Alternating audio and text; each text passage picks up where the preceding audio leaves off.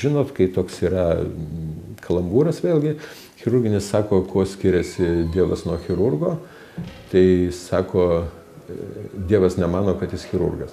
Bronius Špakauskas gimė 1954 metais Irkutsko srityje Rusijoje.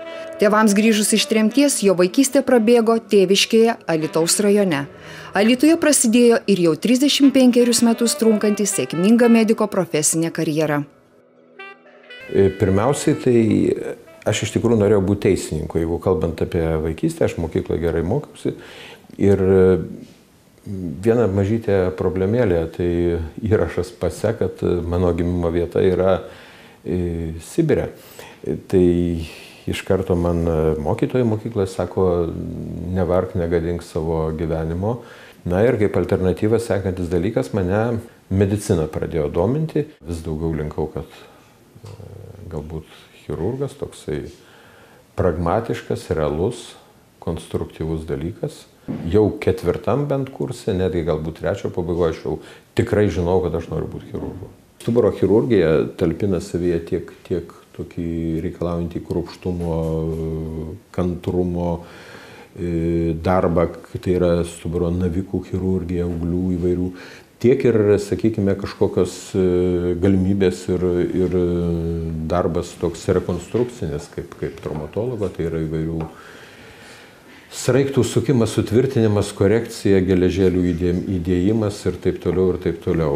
Atėjus nepriklausomybei, atsirado galimybė palyginti, ką mes darome, sužinoti, ką kiti daro, palyginti rezultatus, pažiūrėti ir pagaliau pasijusti normaliai. Nesame čia kažkokie aborigenai, nesame kažkokie tamsuoliai ir nesame tokie visai netalentingi ir negabūs. Kai aš pasakydavau, kiek Lietuvoje žmonių nukenčia nerdami vandenį, susižalodami mane suprasdavo tik tai rytų Europos atstovai, tai yra rusai, lenkai iš dalies, ukrainiečiai, užsieniečiai perklausdavo, ar aš tikrai teisingai ištariu skaičius. Darom viską mes taip kaip ir visam pasaulyje normaliai ir mokam padaryti ir visa kita, skiriasi požiūris, skiriasi įranga, skiriasi daug kas dabar, tas vienodėja. Dalį dalykų turime mes geresnius negu dalis šalių, todėl kad, sakykime, imkim tą patį pradedant nuo kompiuterių, kas seniau jos turėjo, turi senesnius. Jeigu pažiūrė Amerikos ligonį, jeigu mes įsigijom mikroskopą, mes naują įsigijom, tų mikroskopų kas metai nekeičia, jie, sakykime, jis turi senesnį, nes jis seniau turėjo. Ir taip toliau, todėl mes įrangą visą tikrai neatsiliekamo daug kur lenkiam dalį šalių ir mūsų ligoniniai yra pakankamai geros įrangos ir visa kita, bet kai žmonės, kai specialistai, aš nemanau, kad mes esame blogesni. Ta parodo ir srautai migrantų atvykstančių, ir šiaip užsieniečių operuotis, ir gydytis, ir visa kita, kaip ir kitose srityse. Auksinių rankų chirurgų vadinamas Bronius Špakauskas mūsų šalyje ir užsienyje gerai žinomas ne vien dėl sėkmingai atliktų operacijų, bet ir dėl to, kad daug kur savo srityje buvo pirmas.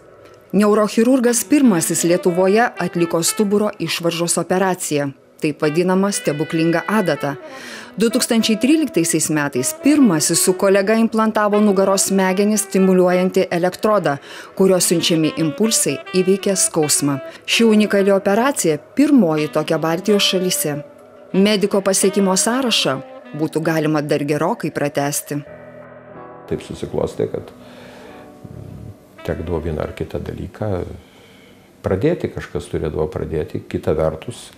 Irgi galbūt labai skamba, kad čia aš padariau, ar ne aš padariau, padarė mes, sakykime, padarė žmonės, padarė kliniką, be bazės, be įrangos, be kolegų, be kito personalo, tai yra negalima, tai vienas žmogus čia nieko nepadaro iš tikrųjų. Meilė ir neapykanta, šlovė ir dugnas yra labai yra arti viens nuo kito.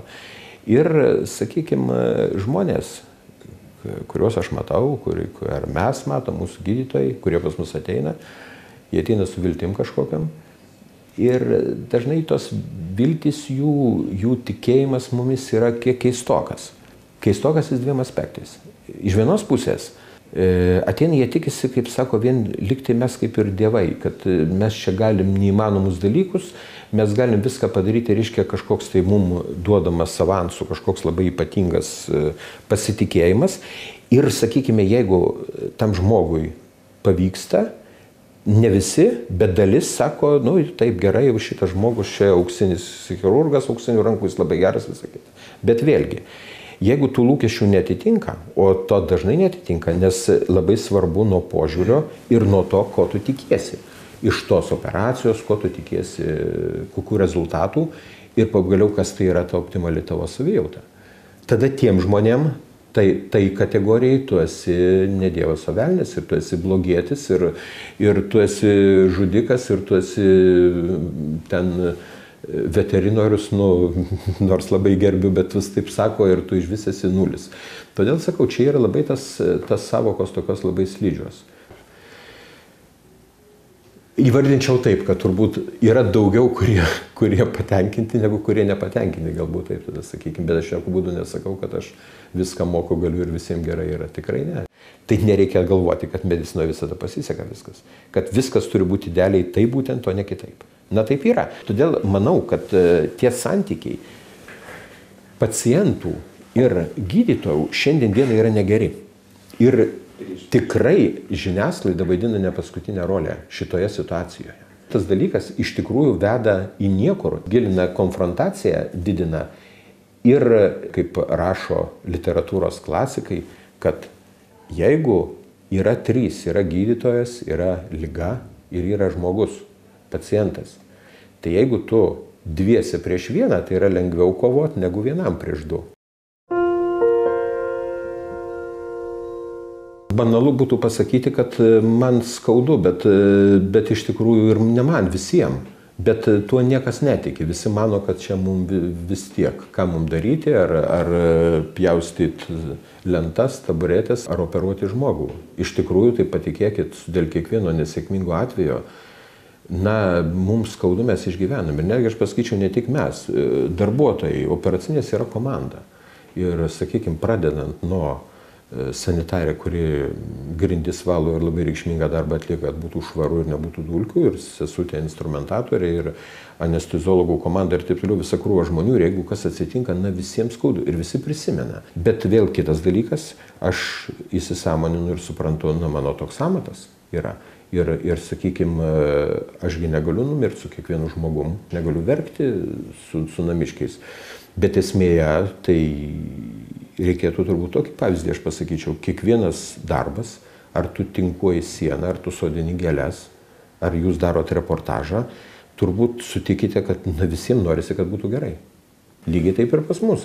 Tik mums tiek, kad mūsų tas, kaip sakykime, tas objektas mūsų toks subtilus. Ir dėja, taip sakant, aš norėčiau irgi, kad būtų jauni, sveiki ir gražus pas mane, bet ateina seni, stori ir ligoti.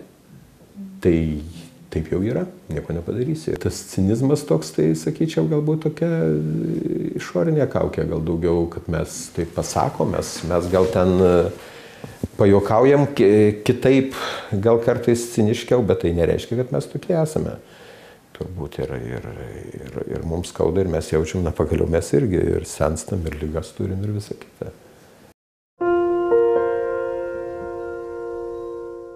Mano galva į daktarą turi žiūrėti labai normaliai, kaip į kitą žmogų, kuris kažką daro. Tik tai galbūt mane kaip specialistą, kai žmogų žeidžia tos frazės, dabar jeigu mes pažiūrėtum raštus įvairius, tai senai nėra gydymo, yra paslaugų teikimas. Ir aš esu prilygintas buitinio gyventojų aptarnavimo kombinatui. Aš nesakau, kad reikia išaukštinti, bet pagarba turi būti kažkokia. Nes vėlgi, sakykime, aš pagarbiai žiūriu į žmogų, kuris man taiso kranus, kuris man plytelę sudeda, tai aš manau, kad reikia pagarbiai žiūrėti ir į žmogų, kuris tave taiso. Mūsų piliečiam pasaulėžiūra formuoja tą žydroji dėžė stačiakampė ir jiem atrodo, kad pasižiūrėjus ten, kaip skraido helikopteriai ir operuoja gatvėje žmonės, jie mano, kad taip viskas realiam gyvenime vyksta. Bet žmonės, sakykime, daug pagarbiau žiūri, Kas toliau labai svarbu, vykdo nurodymus gydytojų ir objektyviai ir kritiškai žiūri tie žmonės, kurie pasaulio pamatė. Neidealizuoju savo profesijos ir savo brolių, kolegų. Visur visokių yra, bet pirmiausia, aš manau, reikia žiūrėti vėlgi, kaip ir šventam rašte rašo, tai žiūrėti ir į save. Kas yra laisvė? Laisvė tai yra įsisąmonintas būtinumas. Laisvė yra ne vien tik teisės, bet ir pareigos. Apie pareigas dabar vis labiau užmirštama. Pareigų kaip po tokių nėra, nei mokiniui, nei pacientui. Yra dalykų, kurių aš negaliu nepasakyti, nes aš tą darau 35 metus. Tai yra man automatiškai įauga į kraują, ateit pasakyti, jūs turite nevalgyti, negerti. Tai yra man, aš galiu naktį pakeltas pasakyti, ką reikia. Ir tavęs aš to nepamirštu. Ir aš žinau, kad aš jam pasakau. Rytą ateinu, užeinu, sveiki, sakau, jūs tamsta čia, jums reikia šitą, jums šitą, jums trečią tą. Kitą dieną užeinu trečią, paskui ketvirtą dieną, jisai sako, o kaip daktarė su sėdėjimu, sako man, sakau, o kaip aš jums sakiau? O jūs man sakėt, sako, aha, sako, aš tau ryte sakiau, tą dieną tą reikia daryti, tą dieną tą. Ai, nu jo, taip. Bet čia, sako, plovė grindis, tai jinai sakė, kad, sako, negalima sėdėti jums. Tai, sako, mes ir nesėdim. Nu, dažniausiai aš pasakau, kad jums tai reikės daryti ilgai ir nuobodžiai, jūs turit laikytis tų taisyklių senai ir ilgai, jums norint sulieknėti arba norint tą padaryti, jokių tablečių nėra brangių, bet jum reikia juodo ilgalaikio darbo, jum reikia pačiam ilgai nuobodžiai kasdien daryti tą ir tą. Jis vieną dieną, antrą, trečią dieną padaro, sako daktaras durnas, jis visada gali rasti internete su kaiminės patarimais, kad va ten yra žmogus, kuris davė 2 tabletės, jis pasveiko. Jisai ir suko pas jį. Dėl to, kad realus gyvenimas yra kitoks ir daug kur mums reikia įdėti labai daug savo pastangų, kurios ne visada sėkmingos. Ir tos pastangos, jų rezultatai greitai nesimato, dėja. Dėl to tavo autoritetas sušlubuoja lyginant su tuo, kuris gydo vandeniu švestų, piramidėm ar kitais dalykais. Ir tau pasako, kad nepagijai reiškia tavo laukas blogas, biolaukas. Tada tu pats kaip ir kaltas tas žmogus. Nu, mano laukas blogas, ką man daryti?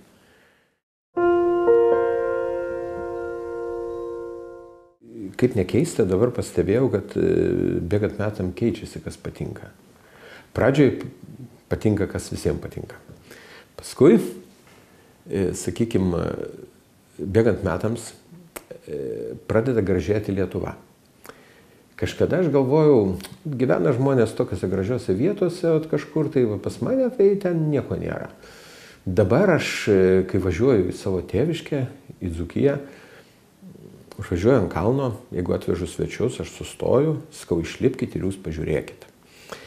Žiūrimės į rytus, matom seną 15 amžiaus Simono bažnyčios bokštą. Dešinėje mes matom Dusios ežero kampą. Kairėje mes matom Žuvinto palės. O kitoje pusėje aukštumos miškai ir mano sodyba. O kalbant apie Lietuvą aplamai, kalbant apie... man čia patinka. Ir, sakykime, aš mačiau daug įvairių šalių, nuo Maldyvų iki Bahamų, bet tas yra gražu, tas yra kažkuriam laikui, ten visur yra nepaprastai įdomių dalykų. Bet man tas mūsų kraštas su savo lietum, su savo dažnai blogu oru, kurį vis keikiam, tai nelaiku pavasario ateinančių, tai nelaiku lyja, tai nelaiku saulė šviečia. Na, čia visą laiką tai kas nors būna. Tai, kad čia visai gerai.